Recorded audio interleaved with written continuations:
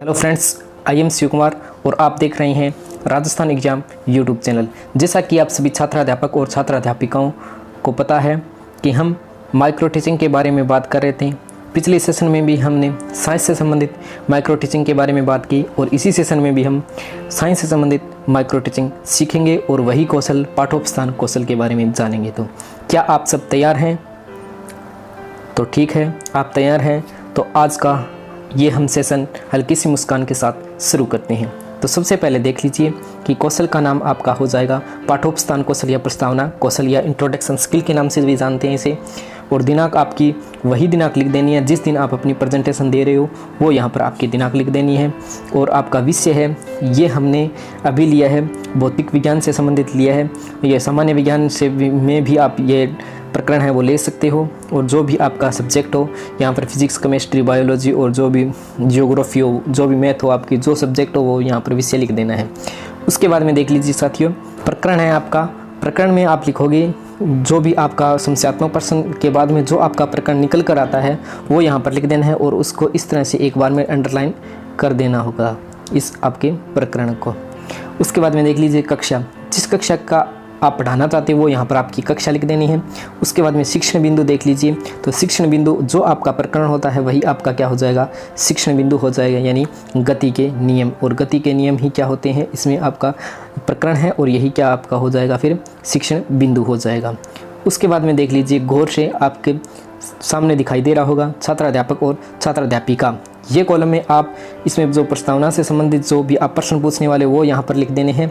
उसके बाद में देख लीजिए छात्र या फिर छात्रा क्रिया, इसमें आप क्या लिखोगे, जो आपके सही आंसर है वो यहाँ पर लिख देने हैं। तो सबसे पहला और खूंखार सबसे बढ़िया प्रश्न आपका देख लीजिए, क्रिकेट खेलने के लिए किन किन वस्तुओं का प्रयोग किया जाता है। यानी आप क्रिकेट खेलते हो तो क्रिकेट खेलने के लिए किन किन वस्तुओं का प्रयोग किया जाता है, तो किसका, बैट का और बॉल का। तो नेक्स्ट आपका क्वेश्चन होगा, देख लीजिए गौर से देखना है आपको, बैट से बॉल को मारा जाता है तो बॉल क्या करती है। यानी जब बैट से बॉल को मारते हैं तो बॉल क्या करती है, तो गति करती है। इसमें आपको प्रस्तावना कौशल में सबसे महत्वपूर्ण बात ध्यान रखने योग्य बात यही होती है कि इसमें तारतम्यता और आपकी जिग जैग की स्थिति बननी चाहिए। यानी साथियों, आपके जो पहले प्रश्न का जो आपका उत्तर आएगा, क्या आएगा, उत्तर आएगा यहाँ पर, उसी आपका उत्तर से नेक्स्ट आपका प्रश्न स्टार्ट करना है। यानी दूसरा प्रश्न स्टार्ट करोगे, दूसरे प्रश्न का जो आपका उत्तर आएगा उसी से आपको कौन सा तीसरा प्रश्न स्टार्ट करना है। इस तरह से आपको जो तीसरे प्रश्न का जो उत्तर आएगा उसी से आपको चौथा प्रश्न और चौथे का जो उत्तर आएगा उसी से आपको पांचवा प्रश्न।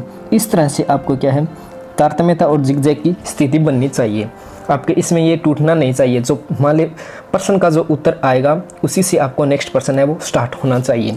ये आपको ध्यान रखने योग्य बात होती है। सबसे महत्वपूर्ण बात यही होती है प्रस्तावना कौशल में। तो उसके बाद में आपका नेक्स्ट का आपका गति उत्तर आया। उसके बाद में देख लीजिए गति के नियम किसने दिए, तो किसने दिए थे, न्यूटन ने दिए थे। उसके बाद में आपका नेक्स्ट क्वेश्चन होगा कि न्यूटन ने, जो देख लीजिए न्यूटन आया, उसका पिछले का आंसर तो हमने नेक्स्ट स्टार्ट किया न्यूटन से। न्यूटन ने गति के कितने नियम दिए, तो उसने कितने नियम दिए थे, 3 नियम दिए थे। उसके बाद में आपका नेक्स्ट प्रश्न होगा कि गति के तीनों नियमों के बारे में आप क्या जानते हैं। तो ये आपको संख्यात्मक प्रश्न हो गया, यानी वो बच्चे नहीं जानते हैं कि गति के तीनों नियम कौन कौन से हैं और कैसे हैं। और तो ये आपका प्रकरण निकल गया, यानी आपका क्वेश्चन नंबर 5 में आपका प्रकरण निकल गया। यानी लगभग आपके 4 या 5 क्वेश्चन कम से कम आपके प्रस्तावना कौशल में होने चाहिए। इससे आप अधिक भी रख सकते हो, 5 से भी ज़्यादा भी रख सकते हो, लेकिन कम से कम मिनिमम आपके 4 या 5 प्रश्न होने चाहिए।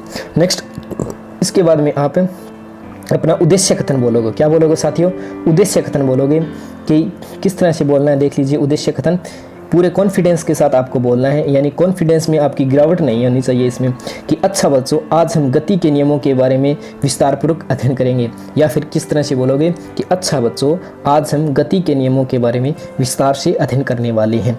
अगर आप ये भी जानना चाहते हो कि क्लासरूम में किस तरह से हमें प्रेजेंटेशन देनी चाहिए, तो इसके लिए हमारे चैनल की जो प्लेलिस्ट है उस पर जाइए और उसमें आपको माइक्रो टीचिंग से संबंधित प्लेलिस्ट मिल जाएगी।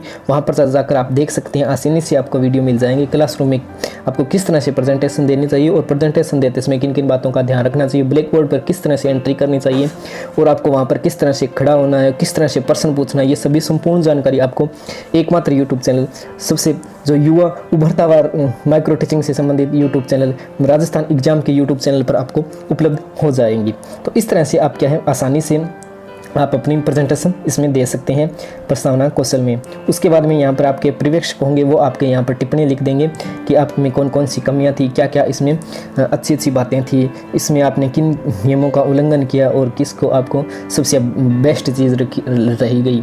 तो आपसे फिर मुलाकात होगी इसी तरह के एक नए इंटरेक्टिव प्रकरण पर। तब तक देखते रहिए और बने रहिए राजस्थान एग्जाम यूट्यूब चैनल के साथ।